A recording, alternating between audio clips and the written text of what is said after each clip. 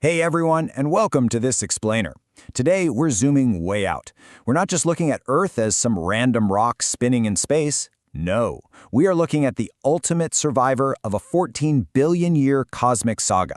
From the absolute nothingness of the early universe to the incredibly complex, breathing world we inhabit today, our planet's history is just filled with unimaginable chaos, destruction, and resilience. So, let's dive right into this incredible journey. Here's a quick roadmap for our explainer today. We're breaking this down into the chapters of creation. We'll start with the birth of the universe, move into how our world was forged in fire and water, uncover the spark of early life, witness the era of dinosaurs and mass extinction, trace the rise of humanity, and finally, take a hard look at our fragile modern home. All right, let's kick things off with Chapter 1, The Birth of the Universe. To really wrap our heads around the sheer immense scale of the cosmos, we gotta rewind 14 billion years. Picture this: no space, no time, no galaxies. Literally everything was compressed into a point smaller than a single atom. And then boom, an unimaginable expansion occurred, the Big Bang. As temperatures eventually cooled down, gravity started pulling these vast clouds of expanding hydrogen together. By 13.6 billion years ago, that immense gravity forged the very first stars. Fast forward through the creation of our own Milky Way galaxy, and about 4.6 billion years ago, our sun ignited. Surrounding the sun were these massive, swirling clouds of dust and gas, which gravity also began to bind. Just 100 million years later, so 4.5 billion years ago, our Earth finally took shape. Moving right along to our second chapter, Forged in Fire and Water. You know, the sheer violence of our cosmic neighborhood's early days is honestly hard to even comprehend. Early Earth was nothing like the blue marble it is today. It was this terrifying lava-covered hellscape, totally devoid of oxygen and constantly getting pounded by meteorites. And as if that wasn't enough, a literal Mars-sized planet named Theia came hurtling right at us. The result? A massive collision that completely shattered Earth's crust. All the resulting dust and debris formed this massive ring around our planet, kind of like Saturn's rings. Eventually, gravity bound that whole ring together to form our moon. And get this, here's a truly spectacular fact. Back then, the newly formed moon was incredibly close to us. It would have appeared 200 times larger in the sky than it does today. Crazy, right? Which brings up this amazing piece of cosmic irony. For millions of years, Earth was subjected to a violent, non-stop bombardment of meteors. But actually, these meteors were giant balls of frozen ice from deep space. The moment they impacted our molten, glowing surface, they instantly vaporized into massive clouds. As the atmosphere got thicker and thicker, it triggered a completely mind-blowing weather event, millions of years of continuous, relentless rain. That monumental deluge finally cooled down the lava crust and filled up the giant basins, creating our planet's very first oceans. And that perfectly sets up our third chapter, The Spark of Early Life. So how did the building blocks of life actually emerge from all that watery chaos? Well, scientists generally point to two absolutely fascinating theories. The first is Earth's primordial soup theory. This suggests that the constant lightning in our early atmosphere struck the volcanic gases bubbling in our new oceans, chemically creating the very first amino acids. The second is the panspermia theory. This one proposes that because Mars is a smaller planet, it cooled down a lot faster than Earth, which might have allowed life to form there first. A meteor impact on Mars could have then sent those tiny microbes hitching a ride through space, eventually crash landing right into our oceans. Now, we aren't taking sides between these two brilliant scientific models today. We're just impartially looking at them, because both show just how extraordinary the arrival of DNA really was in such a harsh, unforgiving environment. But life's struggle was far from over. I mean, just look at this number, -18. About 2.5 billion years ago, Earth's temperatures completely plummeted, plunging the planet into a severe ice age of -18 degrees Celsius. The entire planet became a giant snowball. Yet surprisingly, those kilometers-thick ice sheets actually acted like a protective shield. Deep beneath the ice, in the liquid oceans, those early single-celled organisms were tucked away safely, and they just continued to divide and multiply.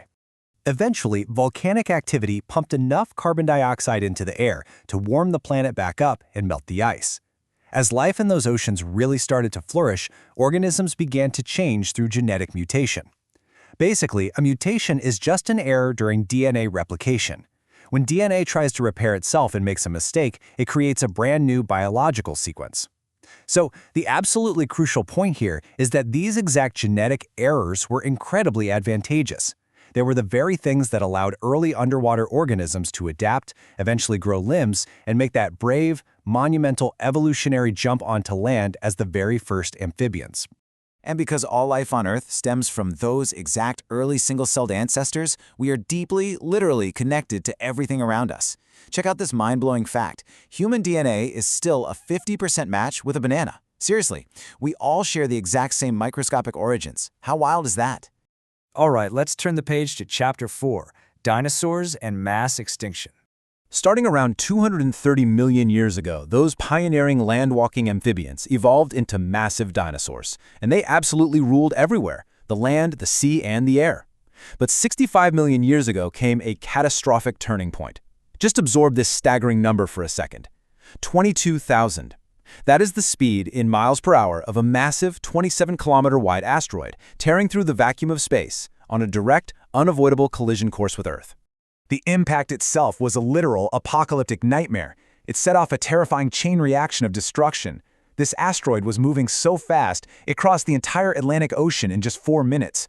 When it finally slammed into the Gulf of Mexico, it triggered magnitude 12 earthquakes and mega tsunamis that swallowed whole landscapes in an instant. The impact blasted molten rock high into the sky, whipping up 800-kilometer-per-hour dust storms that completely blacked out the sun. And worst of all, the friction heated the atmospheric winds to somewhere between 150 and 200 degrees Celsius, igniting global firestorms. The sheer scale of the devastation was completely unprecedented. That 200-degree atmospheric heat, combined with a sudden, freezing global winter, because the sunlight was totally blocked out, proved to be way too much. A staggering 75% of all plant and animal species on the planet were completely wiped out. In the aftermath, nature's ultimate biological filter became weight. Only creatures weighing under 25 kilograms actually survived the apocalypse. The massive, dominant dinosaurs, they starved and perished. The only animals spared were these tiny, roughly 6-inch mammals who were small enough to burrow underground, escape the blistering heat, and scavenge on whatever scraps they could find in the ashes. Which paves the way for Chapter 5, The Rise of Humanity. You know, it's fascinating how the universe works in such mysterious ways. The tragic death of the dinosaurs was actually the exact stroke of luck our tiny mammalian ancestors needed to thrive and eventually take over the planet. Over millions of years, they evolved into primates living in these lush African forests. But of course, the Earth wasn't done changing. Roughly 5 million years ago, extreme climate shifts really forced our hand. Tectonic plates shifted in Africa, pushing up massive new mountain ranges. These new mountains completely blocked the life-giving monsoon rains. Because of that, the lush forests dried up, turning into vast, dry deserts and open grasslands. With their tree canopies disappearing, our ape ancestors were forced out of the trees. To survive in that tall savanna grass, they had to lose their tails and stand up, kicking off the incredible evolutionary journey to walking upright as modern humans. And that brings us to our final chapter, our fragile modern home. We are the direct result of an awe-inspiring chain of events. I mean, really think about it. From exploding stars to a planetary collision that made the moon to a giant asteroid clearing the path for tiny mammals. Humanity is the product of billions of years of sheer resilience and perfect cosmic accidents. But I want to leave you with this final provocative thought. It took 14 billion years to create our perfect home. Will we be the generation to save it or the meteor that destroys it? Today, our pollution and environmental damage are threatening the very biosphere that fought through fire and ice to create us. We know exactly how much it took to get here. The question now is, what are we going to do with our future? Thank you so much for exploring the cosmos with me today in this explainer. Keep learning, stay curious, and I'll catch you in the next one.